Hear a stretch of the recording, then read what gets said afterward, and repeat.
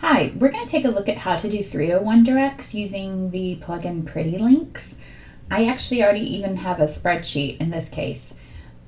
These are the old links and I'm redirecting over here to the new link. So when you log into your dashboard, come down here and find Pretty Links, and I'll go ahead and click it. Just missed that notice. You're going to click Add a Pretty Link, 301 Permanent. Where's your link going to go? So I'm going to pull up my spreadsheet. My link is going to go here.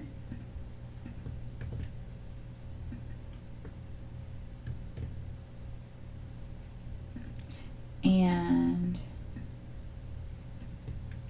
the old link you put here. So I'm redirecting this link to this link. That's not always very clear. I wish they worded it differently. So you're going from this link to this link, your pretty link to your target URL. You can add a title and you can add notes about it if you want. I'm just going to click create. There it is. Now you're going to be able to see who clicked on it. You could also group it if you'd like. If you want to group it, go to edit, click advanced options, and then you can add a group. So maybe this is just like your old free resource library.